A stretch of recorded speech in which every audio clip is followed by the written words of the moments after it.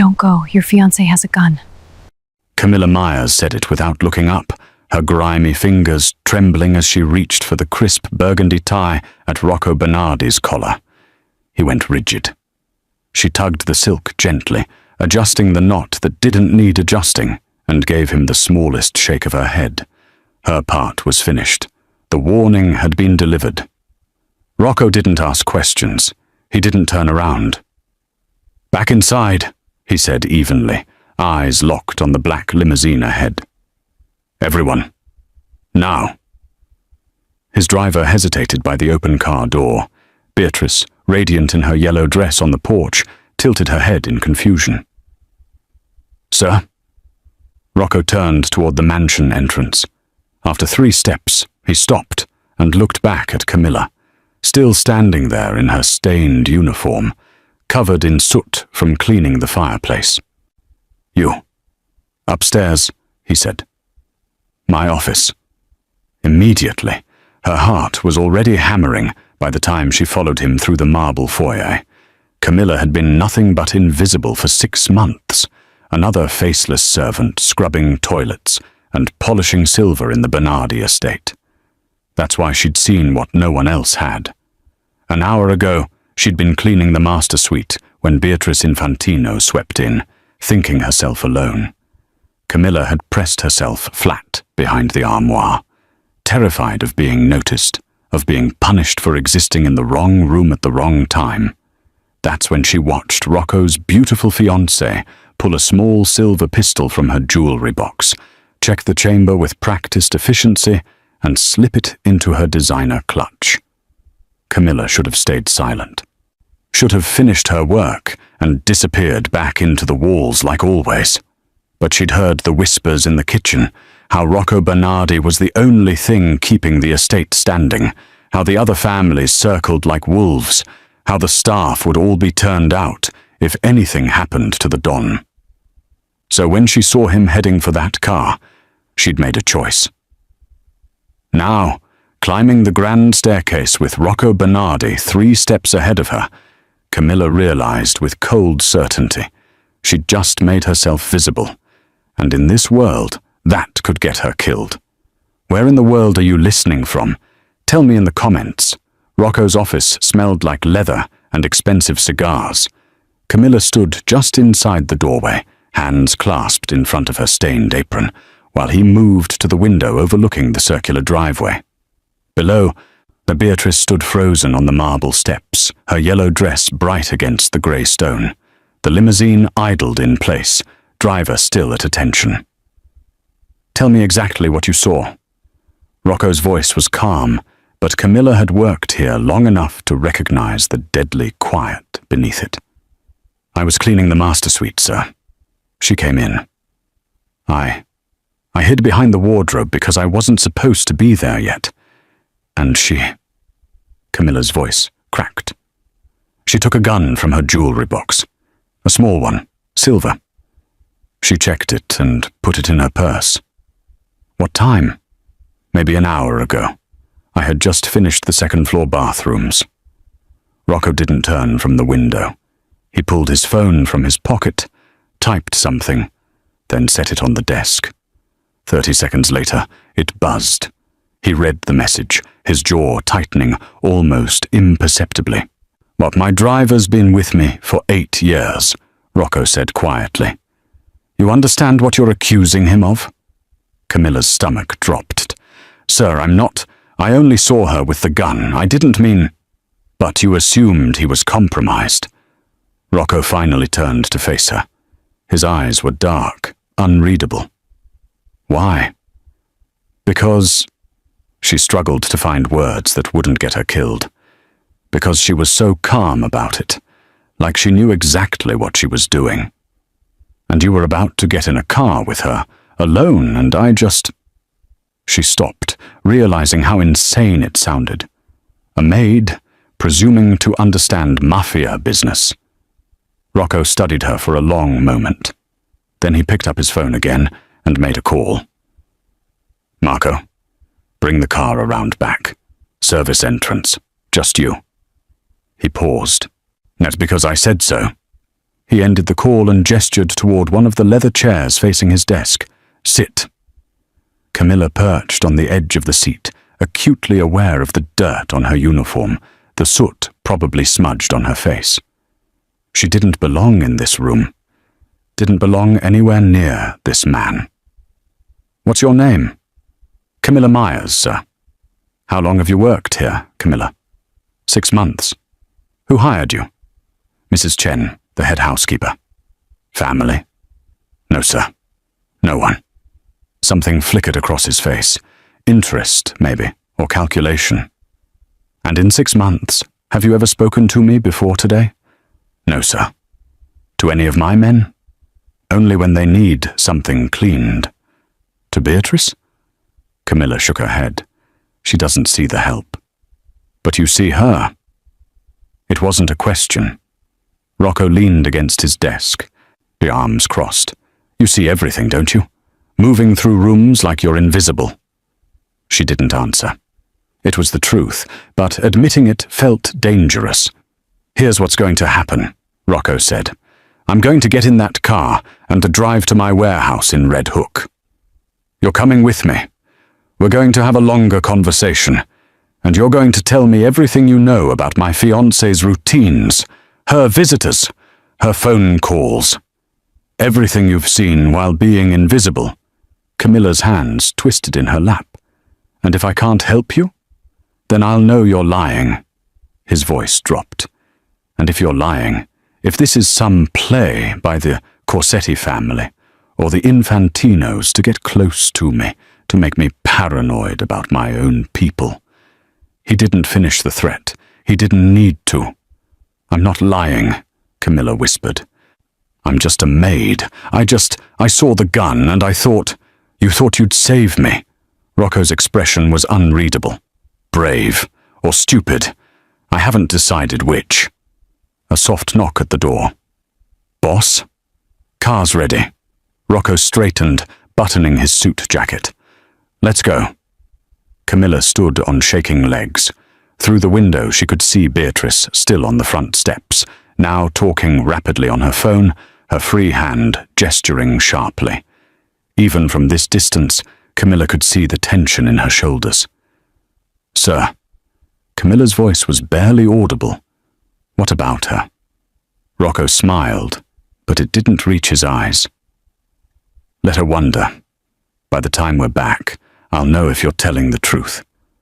He opened the door, waiting. "And if you are Camilla Myers, you just became the most valuable person in this house." He said it like a promise, or a death sentence. She couldn't tell which. The warehouse interrogation lasted 3 hours.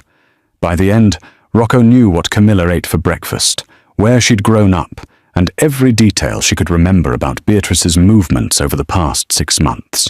He also knew she was telling the truth. People who lied didn't remember the small things, what perfume Beatrice wore when certain visitors came, how she always checked her phone at exactly 10 p.m., the way she'd started locking her bedroom door 2 weeks ago. When they returned to the estate at sunset, Rocco brought 4 additional men with him. Camilla barely had time to process the armed guards now stationed at every entrance before Mrs. Chen appeared in the foyer, her face tight with confusion.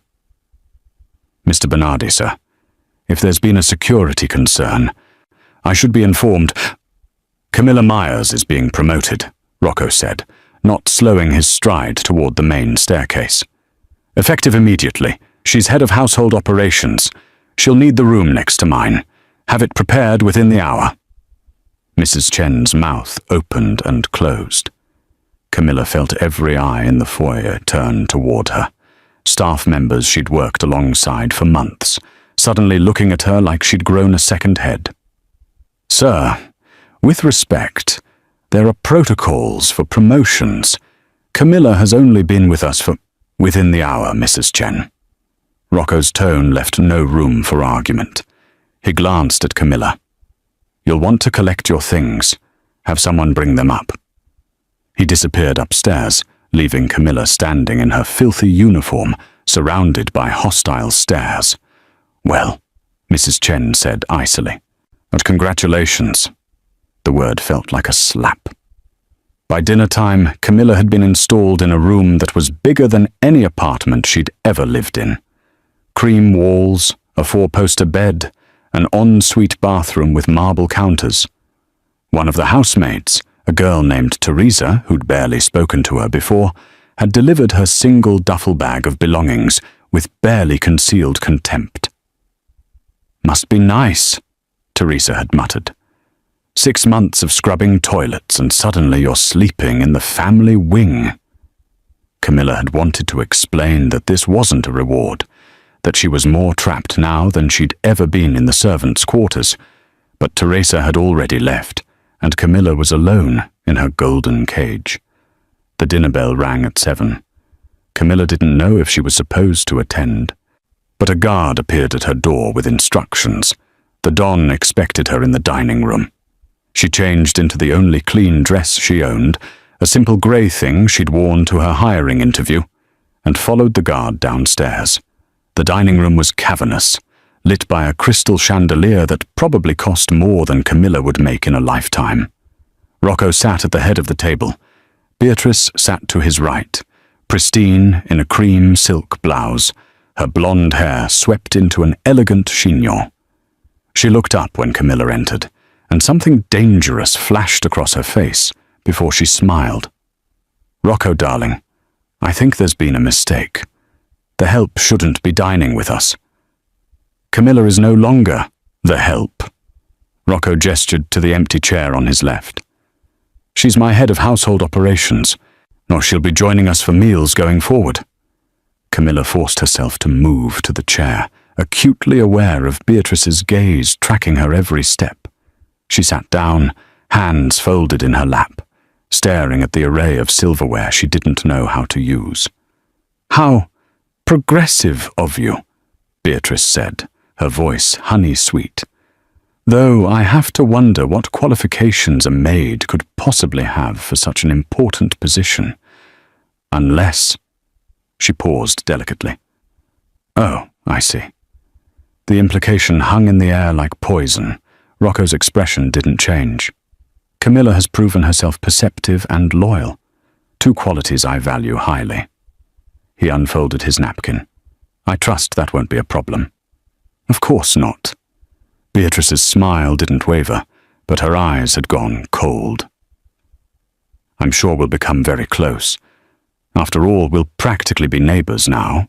What won't we, Camilla?" Camilla managed a nod. "Yes, Mom. Please call me Beatrice. We're practically family now." She reached for her wine glass, and Camilla noticed the ring on her finger, a massive diamond engagement ring that caught the chandelier light. "Though I have to say, darling," this directed at Rocco, "it's unusual to make such dramatic staffing changes without consulting me. I'm going to be the lady of this house soon." "You will be," Rocco agreed, "which is why Camilla will report directly to me, to ease the transition." Beatrice's fingers tightened around her wine glass.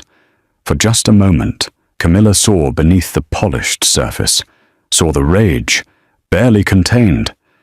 Then Beatrice smiled again, raising her glass. "To new beginnings, then?" Camilla didn't miss how Beatrice's gaze lingered on her throughout the meal. Didn't miss the way she asked pointed questions about Camilla's duties, her schedule, her access to various parts of the house. She was being measured, assessed, targeted. By the time dessert arrived, Camilla understood exactly what Rocco had done. He hadn't promoted her. He'd painted a target on her back and used her as bait, and there was no way out but through. The wire was smaller than Camilla expected, a thin device taped between her breasts, the microphone no bigger than a shirt button. One of Rocco's men, a tech specialist named Vincent, had installed it in her room at dawn while explaining in clinical detail what would happen to her if she tried to remove it or warn Beatrice. "The boss is trusting you," Vincent had said, his tone implying that trust was a dangerous commodity in this house. "Don't make him regret it." Now Camilla stood outside Beatrice's suite with a cleaning caddy, her heart hammering against the wire. She knocked twice. "Come in." Beatrice was seated at her vanity in a silk robe, applying lipstick with the precision of someone preparing for war. She didn't look at Camilla in the mirror. "I didn't request housekeeping. Mr. Bernardi asked me to ensure all the suites are maintained to standard," Camilla said, keeping her voice steady. "I can come back later if—" "No." Beatrice set down the lipstick. "Now is fine. I'd hate for Rocco's head of household operations." The title dripped with contempt. "To neglect her duties on my account." Camilla entered, closing the door behind her. The suite was 3 times the size of her new room, decorated in creams and golds that matched Beatrice's coloring. But the yellow dress from yesterday hung on a mannequin in the corner, looking innocent now, expensive and beautiful. She started with the bathroom, scrubbing fixtures that were already spotless, hyper-aware of every sound behind her. Through the open door, she could hear Beatrice moving around, the rustle of fabric, the soft click of jewelry boxes opening and closing. "You know what I find fascinating?" Beatrice's voice drifted in. "How quickly fortunes can change in this house.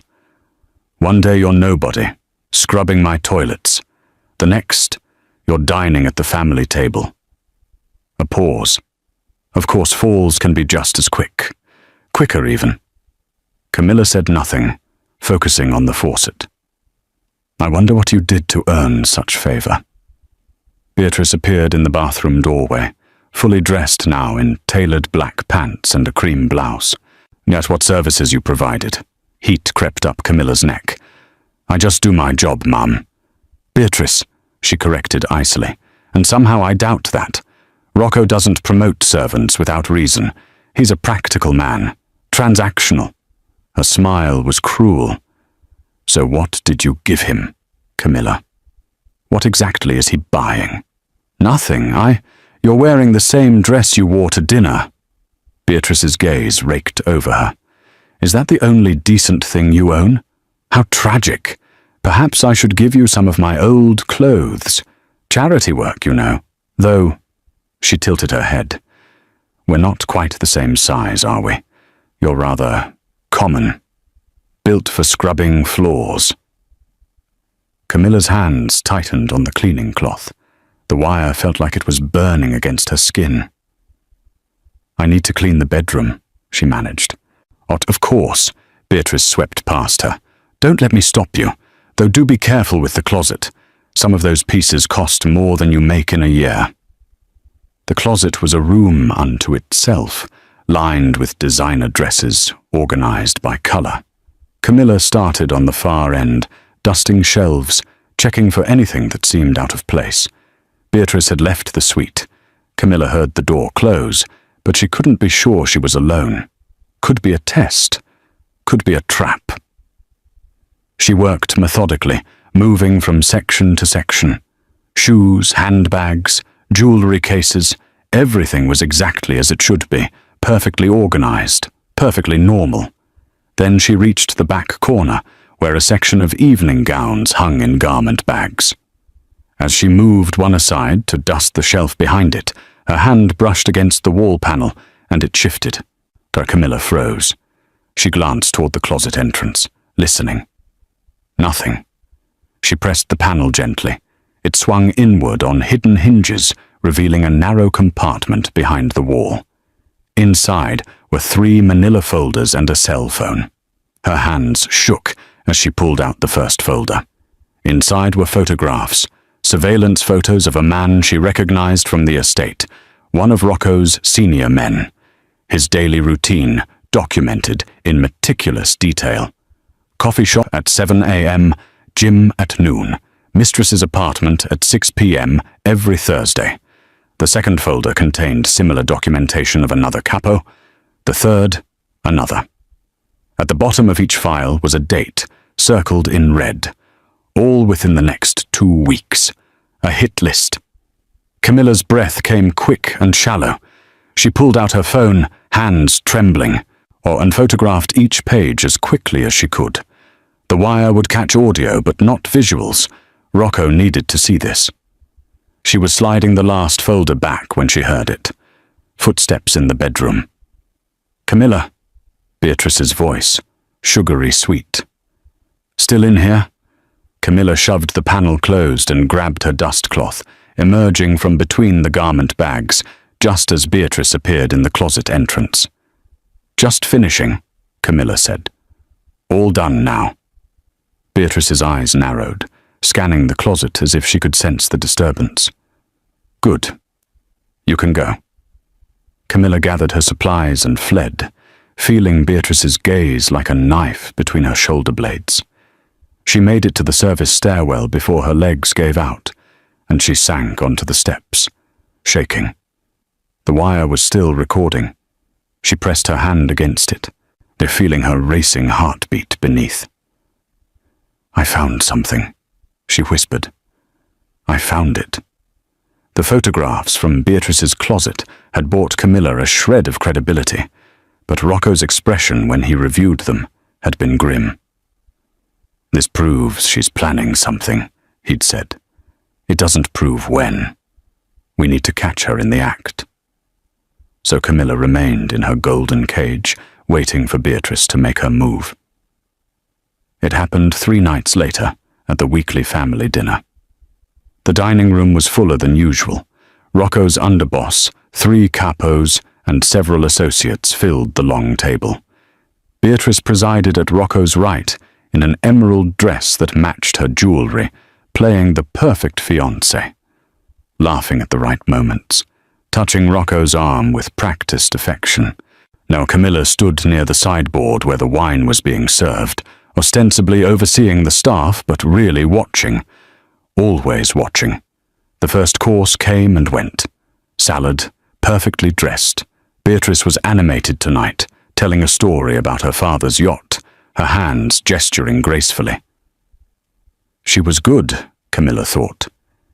If you didn't know to look for the calculation behind her eyes, you'd never see it. The main course arrived. Osso buco, the chef's specialty. One of the servers, a young man named Paolo, brought out the wine. A 2015 Barolo that Rocco particularly liked. He poured for Rocco first, then Beatrice, then began working his way around the table. Camilla watched Beatrice's hand drift to her water glass, watched her take a delicate sip. Normal. Natural. Then Beatrice laughed at something the underboss said and leaned forward, her hand sweeping out in a gesture that seemed careless, enthusiastic. Her fingers brushed against Rocco's wine glass, knocking it slightly. "Oh, how clumsy of me." She steadied the glass, then reached for her own. "Here, darling, take mine. I haven't touched it yet." She switched the glasses so smoothly that if Camilla hadn't been watching for exactly this kind of move, she would have missed it. Rocco reached for the wine, the glass that had been Beatrice's, and raised it toward his lips. Camilla moved without thinking. She grabbed the tray of wine glasses from the sideboard and started toward the table, her steps deliberately unsteady. The room seemed to slow down. She could see Rocco's hand tilting the glass, could see Beatrice watching him, her expression serene. Camilla's foot caught on the edge of the rug. She went down hard, the tray flying from her hands. Crystal shattered across the floor. Wine splashed across the white tablecloth, across Beatrice's emerald dress, across Rocco's suit sleeve. The room erupted in chaos. "You stupid, clumsy bitch!" Beatrice was on her feet, wine dripping from her dress. "Look what you've done!" Rocco had jerked back from the table, his glass, the switched glass, knocked over in the collision. Wine pooled across his plate, soaking into the osso buco. "I'm so sorry," Camilla gasped from the floor, glass crunching under her hands. "I'm so sorry, I tripped. Sorry?" Beatrice's voice rose to a shriek. "This dress cost $15,000. Rocco, this is inexcusable. But I don't care what position you've given her. She needs to be fired. No more than fired. She needs to be taught a lesson about her place. The room had gone silent, all eyes on Beatrice, whose perfect composure had finally cracked. "Beatrice." Rocco's voice was quiet, dangerous. "Don't defend her. She's incompetent. Sit down." Beatrice froze at his tone. She sat slowly, wine still dripping from her dress onto the chair. Rocco stood. He picked up his ruined plate, studying the wine-soaked meat. Then he turned to Paolo, the server who'd poured the wine. "Where did this bottle come from?" The cellar, sir. Chef selected it himself." "Bring me the chef." "Sir, I don't think—" "Now." 2 minutes later, the chef appeared, still in his whites, confusion on his face. "Mr. Bernardi, or is something wrong with the meal? Who had access to this wine before it was served?" The chef blinked. "Just me, sir. I pulled it from the cellar this afternoon, let it breathe in the kitchen." "And you left it unattended?" "Well, yes, but only for a few minutes while I prepared the—" The gunshot was so sudden that Camilla screamed. The chef crumpled to the floor, a red stain blooming across his white jacket. Beatrice had gone pale. Around the table, the capos sat frozen, hands near their weapons. Rocco holstered his gun and looked at Beatrice. "Anyone who tries to poison me in my own house will die. I don't care who they work for. I don't care what family they belong to." He let the words sink in. "Is that understood?" "Of course," Beatrice whispered. "Darling, but I don't understand why. The wine will be tested." Rocco's gaze didn't leave her face. "If it's clean, I'll apologize for my paranoia. If it's not—" He smiled, cold and empty. "Well, then I'll know someone in this house wants me dead." He looked down at Camilla, still on the floor amid the broken glass. "Clean this up, then go to your room." Camilla nodded, not trusting her voice. As she gathered the shattered crystal with shaking hands, she caught Beatrice's reflection in one of the broken pieces. The woman was staring at her with such pure hatred that Camilla knew with absolute certainty she wouldn't survive the week. The wine tested positive for aconite, not enough to kill instantly, but enough to induce a heart attack within hours. Rocco said nothing about the results publicly, but Camilla saw 3 new guards posted outside his quarters and noticed that Beatrice's movements were now being carefully monitored. She also noticed that Beatrice had stopped pretending to smile.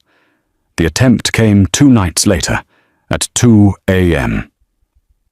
Camilla had been unable to sleep, her mind running through escape routes she didn't have, and outcomes that all ended badly. She'd finally given up and decided to go down to the kitchen for tea, a small rebellion, claiming space in a house where she still felt like an intruder. She took the service stairs out of habit, the narrow passage that staff used to move through the estate without being seen. The main halls were for family. These cramped stairwells were for people like her, or they had been, before Rocco turned her world sideways. The laundry wing was in the basement, and Camilla had to pass through it to reach the kitchen stairs. It was deserted at this hour, just rows of industrial washers and the chemical smell of detergent. A single bulb flickered overhead, casting strange shadows across the concrete floor. She was halfway through when she heard the footstep behind her. Camilla turned. A guard stood at the entrance she'd just come through, one she didn't recognize, which was strange because she'd memorized every face in Rocco's security detail over the past week. He was large, square-jawed, with dead eyes that assessed her like she was already a corpse. "Lost?" he asked.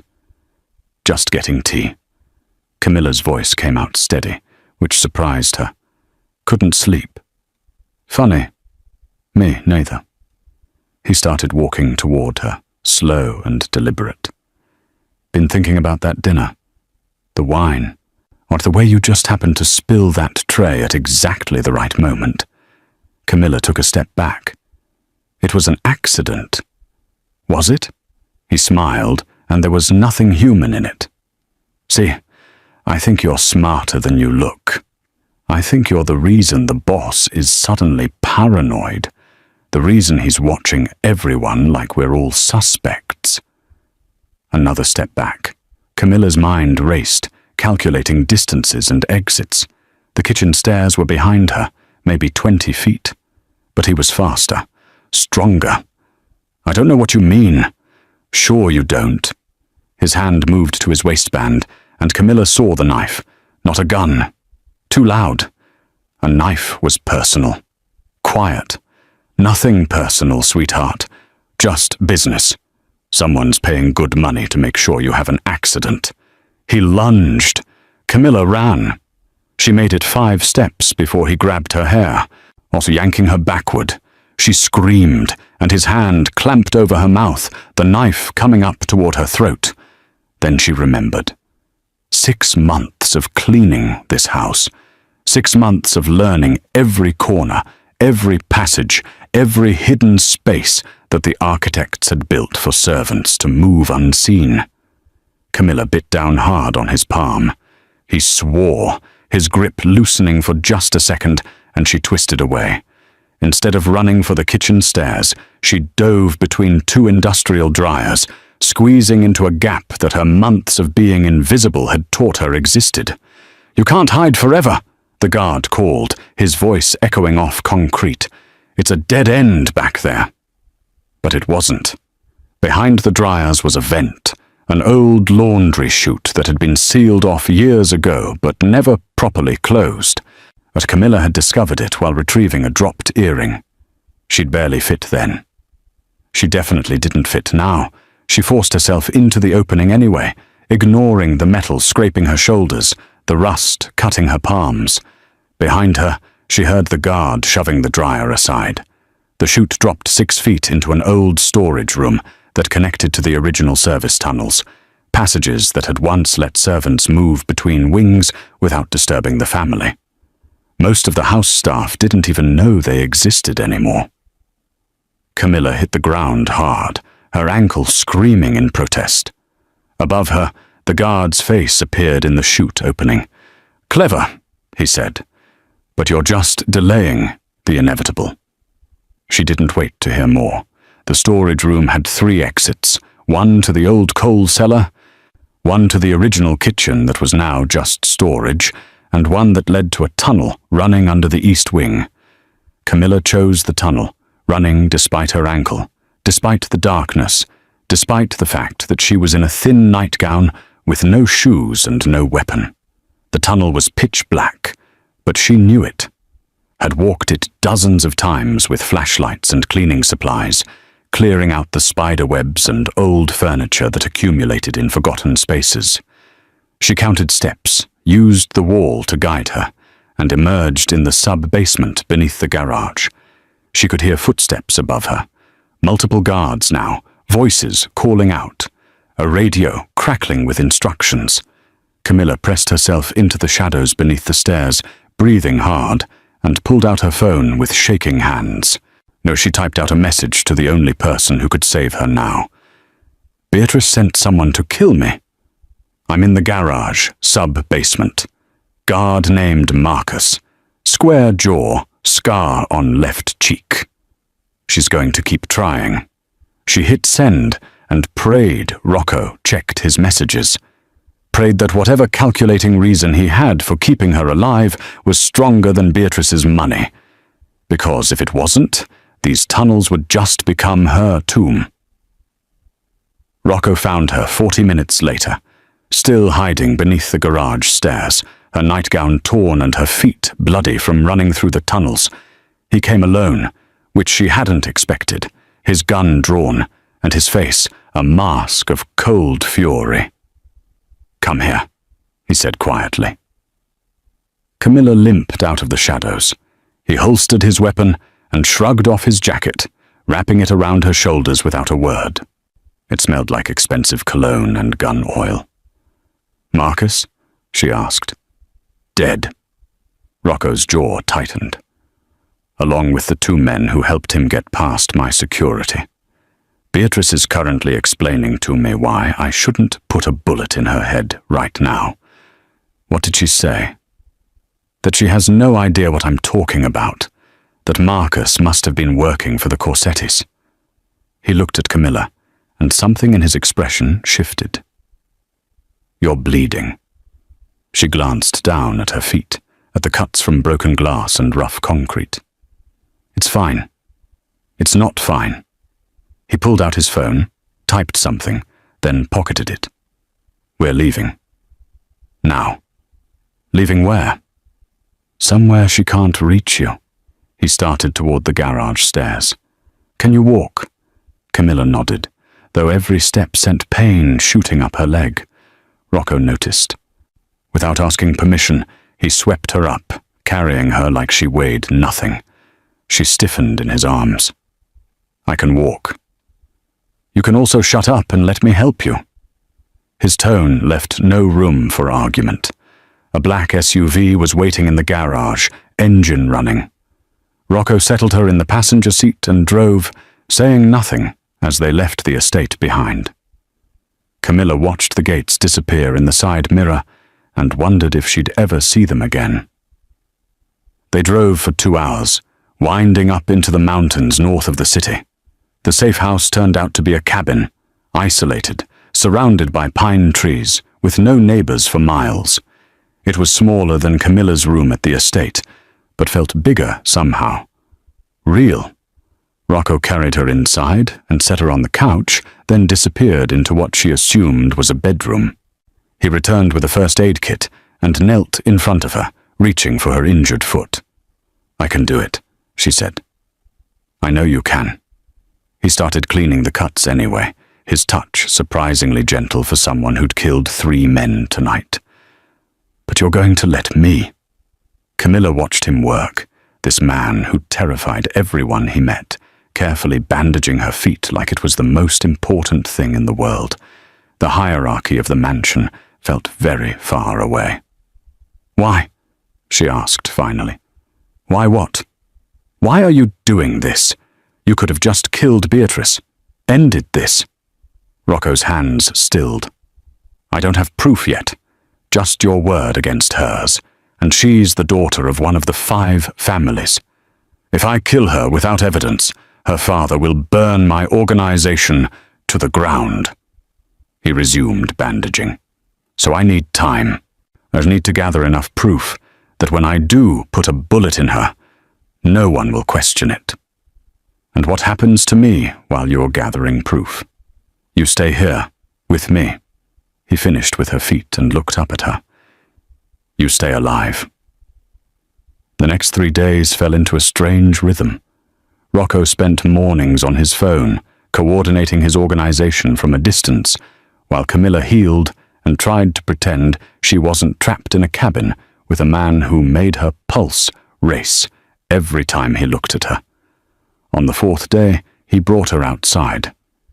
If you're going to survive this world, you need to know how to protect yourself. He handed her a pistol, smaller than his, lighter. Ever fired a gun? No. Good. Then I don't have to undo bad habits. He positioned himself behind her, his arms coming around to adjust her grip, or Camilla's breath caught at the proximity, at the solid warmth of him against her back. Feet shoulder-width apart, both hands on the grip. The gun is an extension of your arm, not a separate object. His breath was warm against her ear as he guided her through the stance. Every point of contact between them felt electric. Now squeeze the trigger, don't pull, squeeze. The gun kicked in her hands, the shot going wide of the target he'd set up. But she didn't drop it, didn't flinch. Again, Rocco said, his hand still steadying hers. They practiced until her arms ached and the sun started to set. By the end, she was hitting the target more often than not. Rocco stepped back, watching her with something like approval. You're a quick study. I'm motivated. Camilla lowered the gun, suddenly aware of how close they were standing. or how alone they were out here. "Rocco, don't." He turned away, but not before she saw something flicker across his face. "You should go inside. It's getting cold." But the cold wasn't what made her shiver as she watched him walk away. It was the realization that somewhere between the mansion and this mountain, the space between Don and Maid had become something else entirely. Something dangerous in ways that had nothing to do with Beatrice's bullets. If you are still here with me, I need you to subscribe if you haven't to. Your subscription means a lot to me, and I don't take it for granted. The proof came from an unexpected source, Rocco's accountant, a nervous man named Leo, who'd been quietly tracking discrepancies in the family's financial records for weeks. He arrived at the cabin on the 7th day, carrying a laptop and looking like he expected to be shot for his troubles. "Show me," Rocco said, clearing the kitchen table. Leo opened spreadsheet after spreadsheet, his finger tracing lines of transactions that meant nothing to Camilla, but made Rocco's expression darken with each passing minute. "Here," Leo said, pointing. 3 million moved through a shell company in the Caymans. The signature authorization is Infantino's, but look at the receiving account. He pulled up another document. It's registered to a holding company that the Corsetti family controls. When?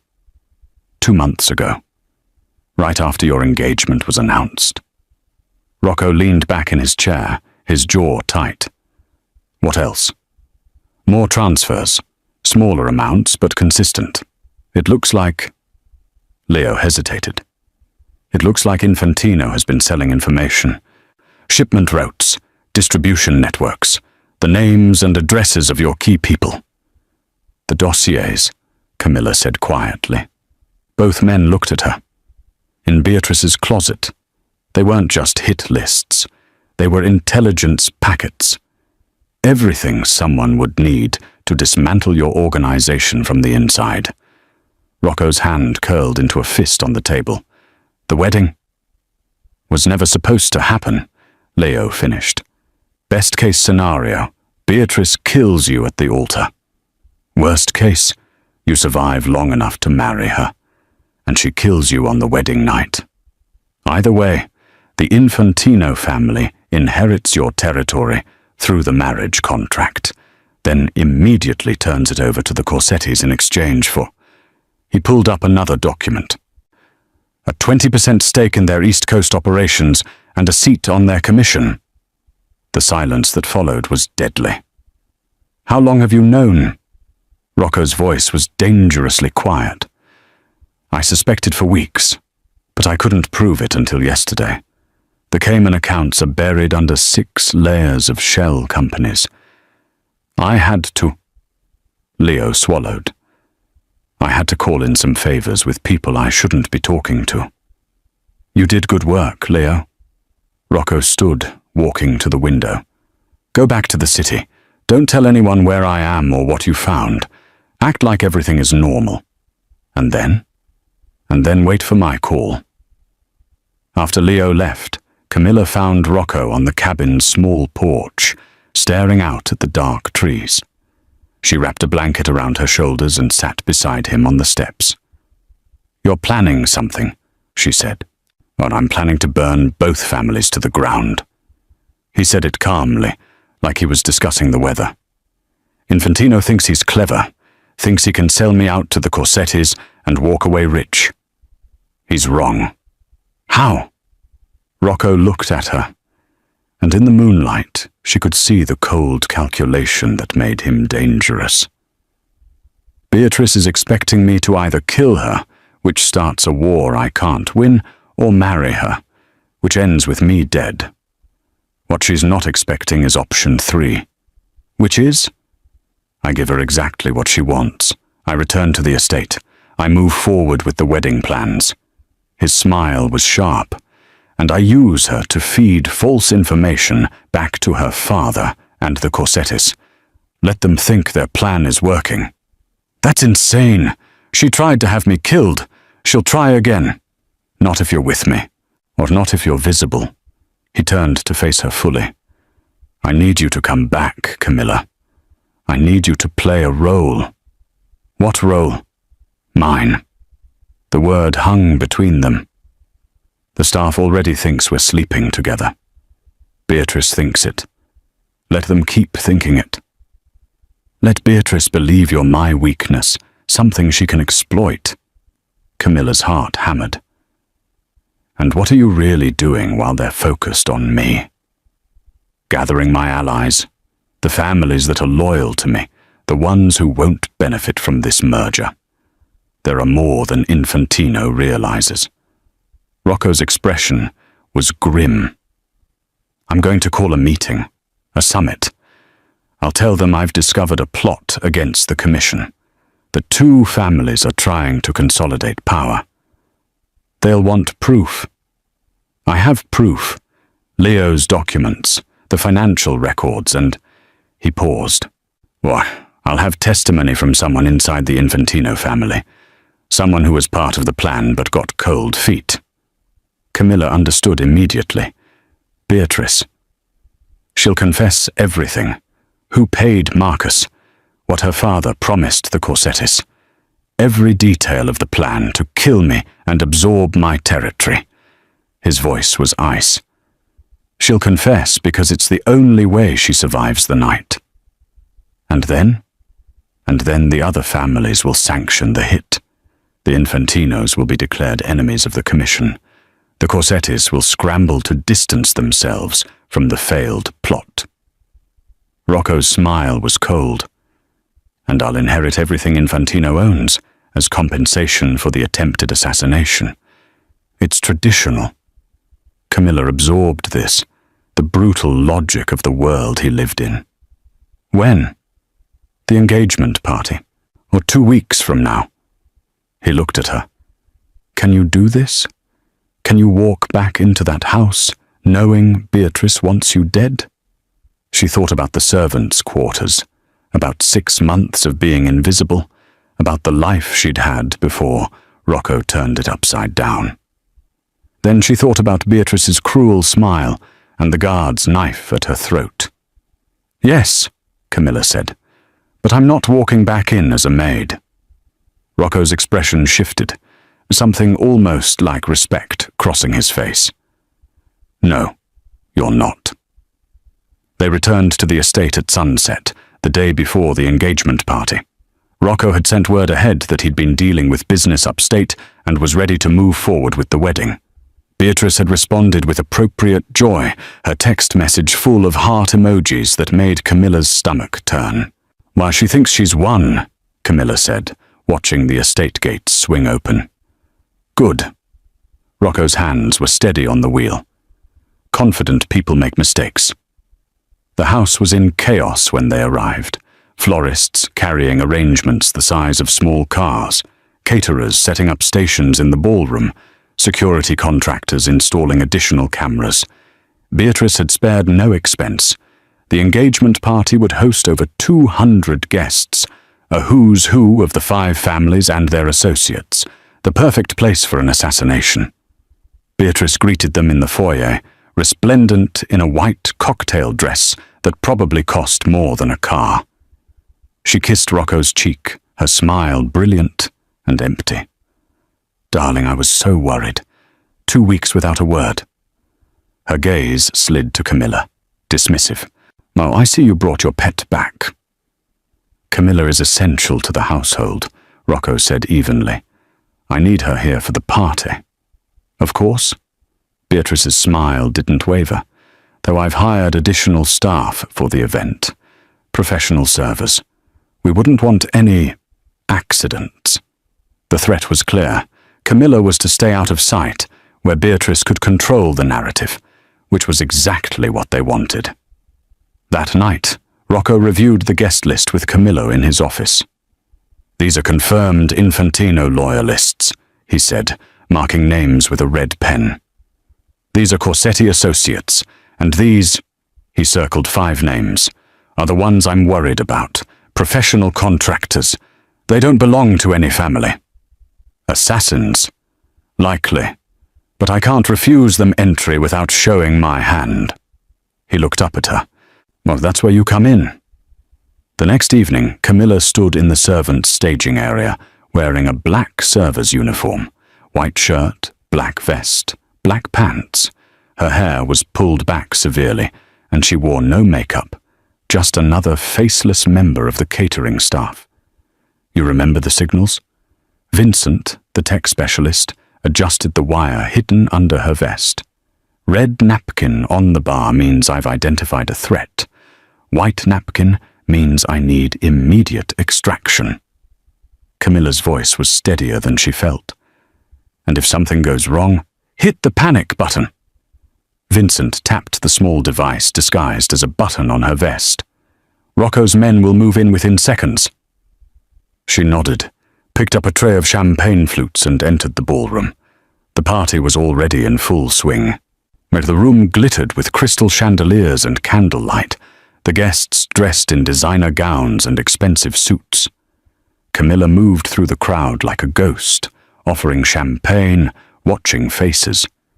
Beatrice held court near the entrance in a red gown that matched her lipstick, her hand possessively on Rocco's arm. She was radiant, triumphant, the perfect bride-to-be. Camilla circulated, her eyes scanning. There, a man by the bar, mid-40s, broad-shouldered, with the careful stillness of someone trained to kill. His suit was expensive, but didn't fit quite right, tailored to hide a shoulder holster. She drifted to the bar, set down her tray, and placed a red napkin next to the champagne tower. 2 down, 3 to go. But the second assassin was easier to spot, a woman in a silver dress who kept her clutch closed with one hand at all times. Never set it down, never let it leave her sight. Camilla had seen Beatrice do the same thing with the gun in her purse, read a napkin on the dessert table. The third and fourth were together, posing as a married couple near the orchestra, too attentive to the entrances and exits, too aware of the security positions. Camilla caught the man checking his watch 3 times in 5 minutes, a nervous tell. Red napkin near the champagne fountain. She was looking for the 5th when she felt it, eyes on her back. She turned slowly, scanning the crowd, and her blood went cold. Marcus, the guard who'd tried to kill her in the laundry room, the one Rocco said he'd executed. He was alive. They dressed in a server's uniform identical to hers, carrying a tray of canapes. Their eyes met across the ballroom, and his expression shifted from surprise to cold recognition. He was the 5th assassin, and now he knew she was here. Camilla's hand moved toward the panic button, but Marcus was already moving, setting down his tray and cutting through the crowd toward her. She couldn't run without causing a scene, couldn't signal without exposing herself, so she did the only thing she could. She picked up her tray and walked straight toward Rocco and Beatrice, her heart hammering, Marcus closing in behind her. If she was going to die tonight, it wouldn't be quietly in some corner. It would be right in front of everyone, where Rocco could use it, where her death would mean something. Camilla was 10 feet from Rocco when Marcus grabbed her arm. "Going somewhere?" he whispered, his grip bruising. She drove her elbow back into his ribs, exactly like Rocco had taught her at the cabin. Marcus grunted, his hold loosening just enough for her to wrench free and stumble forward. The tray clattered to the floor. Crystal shattered. The ballroom went silent. Every eye turned toward the commotion, toward Camilla, breathing hard, and Marcus reaching under his server's jacket for his weapon. Rocco's eyes met hers across the room. She saw the calculation there, the split-second decision.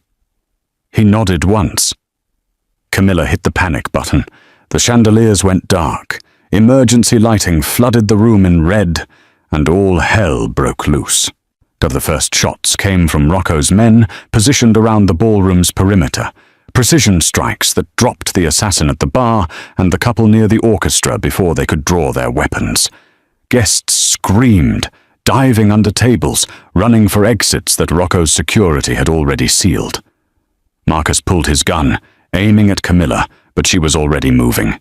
She grabbed a champagne bottle from the fallen tray and swung it at his head. Glass shattered against his temple. He staggered and she ran. Toward Rocco, toward the only safety she knew, but Beatrice was faster. The woman in red moved with deadly grace, her hand diving into her clutch, pulling out a small silver pistol, the same one Camilla had seen her load weeks ago. She raised it toward Rocco's back as he barked orders to his men, was oblivious to the threat behind him. Camilla didn't think. She grabbed a steak knife from an abandoned table setting and threw it. The knife wasn't balanced for throwing, didn't have the weight or design. But it didn't matter. It struck Beatrice's shoulder, and the woman's shot went wide, the bullet embedding itself in the ceiling. Beatrice whirled, her perfect face twisted in rage. "You little bitch!" She aimed the gun at Camilla. Rocco moved like lightning. His hand closed around Beatrice's wrist, twisting hard enough that Camilla heard bones crack. The gun dropped. Beatrice screamed, and Rocco caught the weapon before it hit the ground. "You were right," he said, conversationally, as if they weren't surrounded by gunfire and chaos. "The wine was poisoned. The dossiers were real.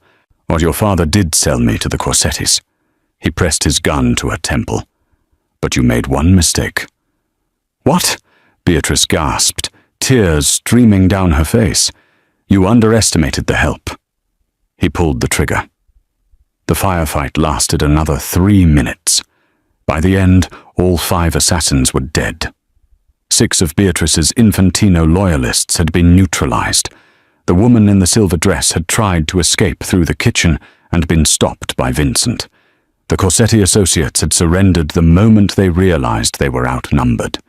The rest of the guests, the neutral families, the business associates, the politicians, huddled against the walls with their hands visible, watching as Rocco Bernardi walked through the carnage like a king surveying his battlefield.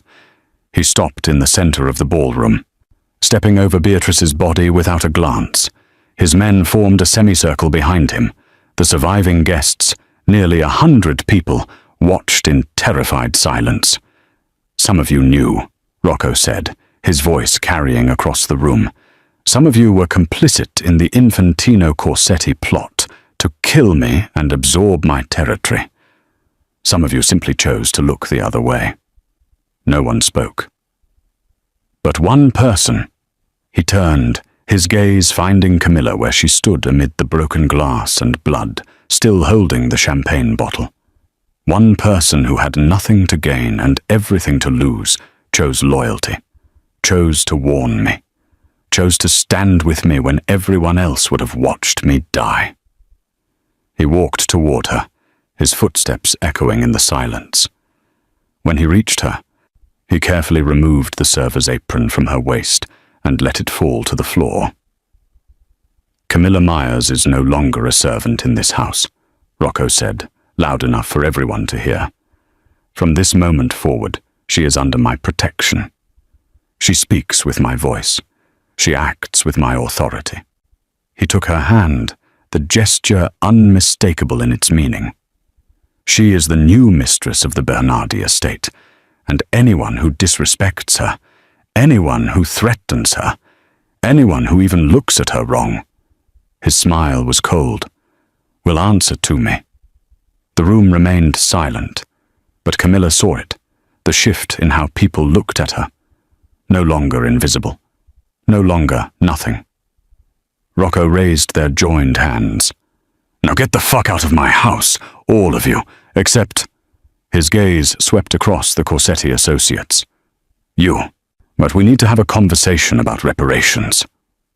As the guests fled and Rocco's men began securing the prisoners, Camilla stood in the center of the destroyed ballroom, still holding Rocco's hand. She thought about the girl who'd hidden behind wardrobes, who'd scrubbed floors in silence, who'd believed she was powerless. That girl was gone, burned away in the red light and gunfire. "What now?" she asked quietly. Rocco looked down at her, and for the first time since she'd met him, his smile was genuine. Now we rebuild. Together. Sometimes the most dangerous thing you can do is see what everyone else ignores. Sometimes loyalty is rewarded not with gold, but with power, and sometimes the girl who cleans the floors ends up owning the house. What would you have done in Camilla's position? Would you have stayed silent, or risked everything for a dangerous man's life? Drop your thoughts in the comments below, and don't forget to like and subscribe for more stories where the underdog becomes the queen. Share this with someone who needs a reminder that your circumstances don't define your destiny. Your choices do.